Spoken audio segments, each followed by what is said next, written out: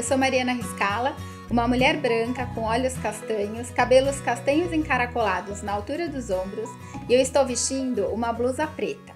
Nós estamos de volta com o Consulta de Rotina, o videocast do Grupo Amil.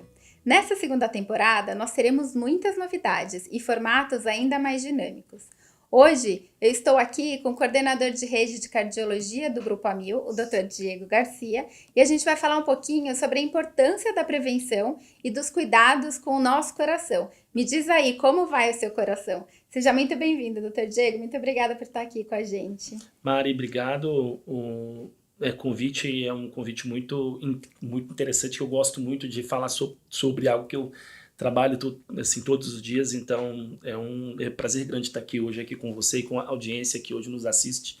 Então, fazendo a minha autodescrição, eu sou um homem branco de 1,80 m, apesar de estar sentado, cabelo preto, barba, e estou vestindo uma blusa branca e um paletó azul.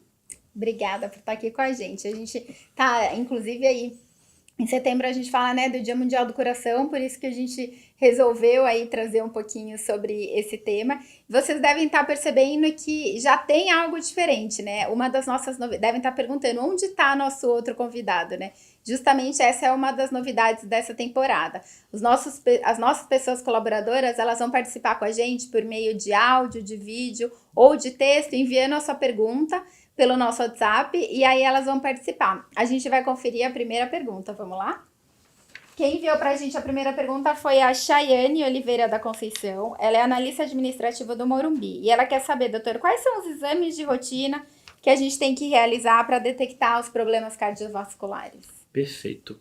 Eu acho que o ponto mais importante é a gente saber que, antes até dos exames, eu acho que o mais importante é a avaliação clínica. Então, a avaliação clínica, e nem sempre com o médico cardiologista, mas com o médico que você frequenta. Assim, se for uma criança, um pediatra, se for, às vezes, um adulto clínico geral, se for um paciente idoso, geriatra, por exemplo. Mas quando a gente fala especificamente do exame, o exame básico é o eletrocardiograma. Então, eu acho que, e assim, geralmente esses médicos, eles costumam já pedir o eletro, que é assim, um exame simples, básico, e é um exame que já traz bastante informação para a gente. Depois aí dos 40 anos, a gente precisa começar a fazer outros exames. E aí eu poderia dizer o teste ergométrico, que é o teste da esteira, que o pessoal não gosta muito de fazer, de correr na esteira, e também o ecocardiograma, que é o exame que é o ultrassom do coração, porque ele traz bastante informação para a gente, ele traz bastante informação do ponto de vista anatômico, o tamanho das câmaras do coração, a função do músculo, das válvulas do coração. Então eu diria que seriam esses três exames principais: o eletro, o teste e o eco. Obviamente, depois desses exames iniciais, dependendo da queixa, dependendo do que esses exames encontrarem, o médico pode solicitar exames adicionais. Legal. E quando a gente fala, né, se existe algum perfil, homem, mulher, a gente tem uma pergunta importante aí da Rani, que é a nossa diretora de comunicação corporativa, e ela quer saber se mais mulheres estão sofrendo com essas doenças cardiovasculares e se tem algum cuidado específico que a gente deve observar. Perfeito.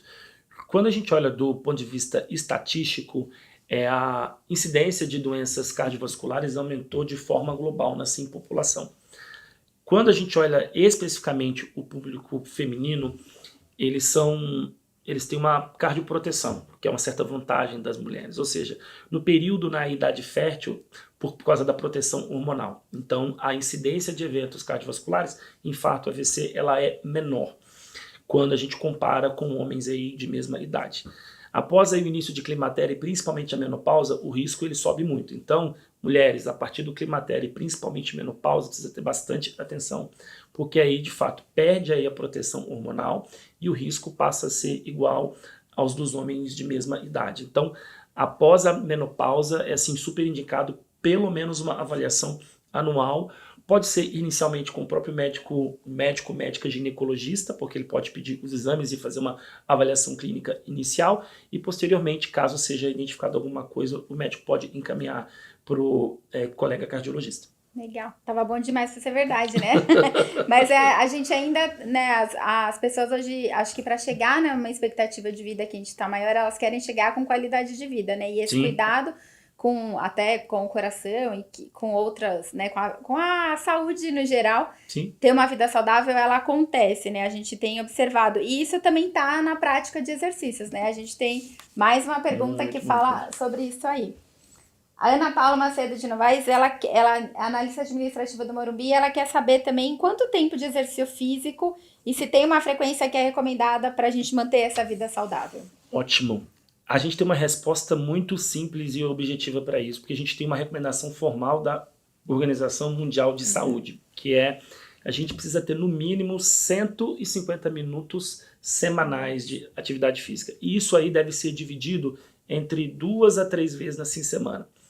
Qual que é esse racional? Primeiro, vários estudos mostraram que essa seria uma frequência mínima adequada. Menos do que isso, a gente assim considera a pessoa sedentária, literalmente. Então, quem quer saber se está ou não está sedentário, é fácil. Se você faz 150 minutos de atividade física semanal, mais do que isso, sim, você não está sedentário. Menos do que isso, sim, você está sedentário.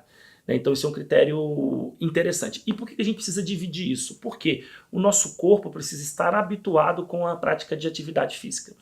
Então, a lógica de ser 2 a 3 vezes na semana, no mínimo, é que assim, o nosso corpo precisa estar quase que, no mínimo, um dia sim, um dia não, praticando atividade física. Se for dizer, o que é o mundo ideal? O mundo ideal é praticar, gente, atividade física todo dia. Uma caminhada já... No mínimo... No mínimo, né? É o que é assim, recomendado mesmo. Você fala assim, o que é o melhor para a minha saúde? É fazer todos os dias. Isso é possível? Nem sempre isso é possível dentro aí da nossa rotina corrida.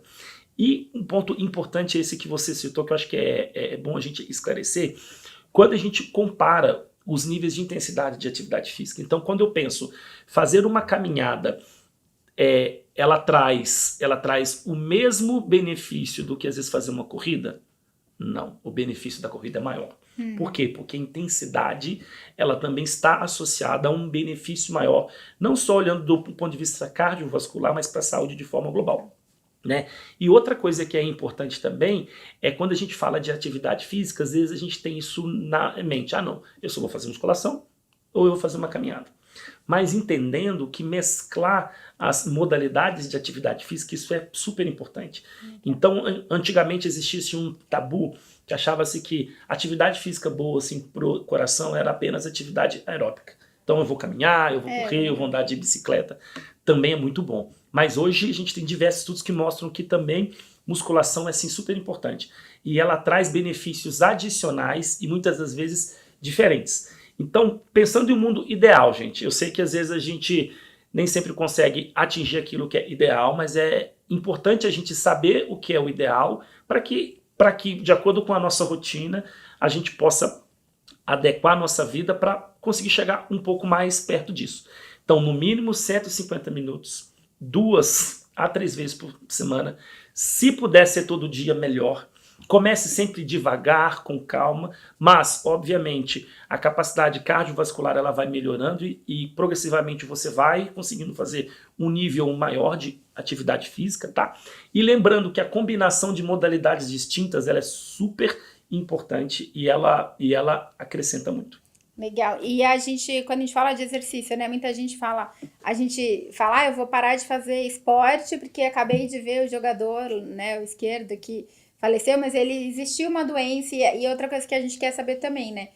A gente tem enfrentado muito esse tempo seco, que traz um desânimo de fazer. É bom fazer exercício físico com esse tempo seco? Quais são as dicas pra gente não achar, inclusive, que tá se prejudicando, né? Em vez de melhorar, Sim. E também não achar que aquele futebol de uma vez por semana eu tenho que tirar, ou é arriscado ou não é arriscado. Então, acho que o primeiro ponto, começando com a questão do tempo seco, né? Eu acho que a gente tem 2 pontos importantes. O primeiro é a gente precisa se hidratar bastante. É claro que sempre quando a gente fala de atividade física, naturalmente a gente já pensa, eu preciso tomar mais líquido, né? Mas quando está no tempo seco, ainda mais, né? E não só tomar mais líquido, mas a gente precisa evitar aqueles assim períodos de maior calor, ou seja, então tentar, se caso for possível, praticar atividade física no máximo até as 10 da manhã, ou às vezes após as 4 da tarde, que é um período onde está com menos insolação, né? Então isso beneficia. Então acho que é evitar esse esse período de maior insolação, aí entre 10 da manhã e 4 horas da tarde, e também se hidratar bastante. Mas não tem nenhuma contraindicação, tá? Mesmo com o tempo seco, a gente pode praticar atividade física. E falando sobre a questão de atividade física em atletas, então quando a gente fala de atleta, e não só atleta de nível profissional, mas atletas amadores também, a gente tem que ter uma avaliação cardiovascular minuciosa, e a gente tem que levar isso a sério. Porque às vezes a gente tem um certo diagnóstico, como aparentemente, né, o jogador ele já tinha, e a gente precisa cuidar disso, a gente precisa tratar disso, a gente não pode negligenciar isso, né? Até porque a gente consiga praticar atividade física ainda por muito tempo, né? Porque senão pode ser que chegue em algum momento que isso não seja mais possível. Mas a todos os atletas, profissionais ou não, precisa sim fazer uma avaliação específica. A gente faz exames adicionais, a gente tem um cuidado especial para quem faz atividade de alta intensidade, tá? Legal. E a gente também tem o cuidado, vai muito além também de exercício, né? Alimentação, como driblar o estresse, como cuidar da saúde mental, né? Pra gente poder ter uma vida cardiovascular boa, né? Muito, exatamente. Quando a gente fala de cuidado cardiovascular, a gente tem diversas coisas que vão interferir, né?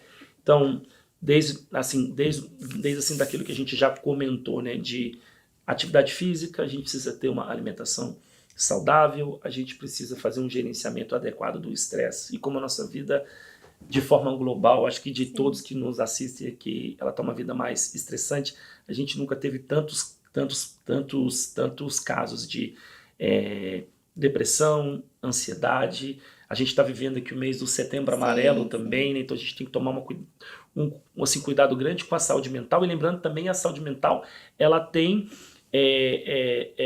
a saúde mental também vai ter uma intersecção com a parte física. Então a gente pode ter sinais, sintomas e até doenças que são desencadeadas ou às vezes doenças que são exacerbadas por causa da questão mental. E um outro ponto que é super importante, que às vezes é negligenciado, é o sono, gente. O sono é super importante. A gente tem cada vez mais evidências que não só a quantidade de sono, mas a qualidade do sono, ela está muito relacionada à saúde de forma geral, e especialmente também à saúde cardiovascular. Higiene do sono, né? Celular ali, tem todo um cuidado. Exato. Mas, e aí, gente, acho que a gente abordou bastante aqui, né? Mas eu quero trazer hoje uma dica de leitura sobre esse tema, e ela é o nosso livro Sua Saúde em Pauta, Guia para uma Vida Equilibrada e Saudável, que quem é o autor é o nosso convidado, Dr. Diego, e aqui ele fala tudo, aborda tudo que a gente trouxe aqui, né, dessa importância, mas eu acho que é muito legal que você também traz, quando a gente sabe de tudo isso que a gente tem que fazer, mas como começar, né, e aqui no livro você traz justamente isso, né, um plano de ação, de como colocar todas essas mudanças em prática, né? Exatamente. Aqui eu quis colocar no livro, assim, como assim cardiologista, a gente brinca que nós trabalhamos muito a prevenção primária, que é para aquele paciente que nunca teve nenhuma doença. A gente trabalha a prevenção secundária, que é assim, aquele paciente que já teve algum tipo de doença, ou às vezes tem uma doença e assim, a gente precisa diminuir o risco que ele tenha de novo ou que aquela doença piore, né? Então aí eu procurei abordar aspectos físicos, psicológicos, sociais até, enfim, e principalmente terminando no fim do livro, porque às vezes você vai pegar o livro e você vai falar, tudo bem, então eu sei que eu tenho que fazer isso assim, parte de atividade física, alimentação eu preciso fazer isso, eu preciso fazer aquilo naquele outro aspecto da vida, mas às vezes é difícil conciliar e planejar isso dentro da nossa vida. Então eu trouxe um guiazinho ali no último capítulo, colocando pontos assim que são importantes para fazer a gente pensar a forma como a gente pode organizar a nossa vida e colocar todas essas coisas que a gente enxerga que são importantes e que vão trazer benefício para a gente. Legal, não vamos dar tantos spoilers, para vocês pegarem, depois a gente coloca como que vocês conseguem encontrar o livro. Doutor, muito obrigada pelo nosso papo, foi rápido, mas acho que a gente conseguiu trazer tudo, né, essa importância da gente cuidar do nosso coração e consequentemente aí da nossa saúde. Muito obrigada. Eu que agradeço, foi ótimo estar aqui com vocês, tá? Participando aqui desse primeiro episódio da nova temporada do Consulta de Rotina. Obrigado, gente. Muito bom, a gente vai voltar em breve. Ou seja, agora que você já tem todas essas informações, agora você não tem mais desculpa para não se cuidar. Isso é uma responsabilidade sua, cada um de nós. Na próxima a gente volta com mais informação. Até lá!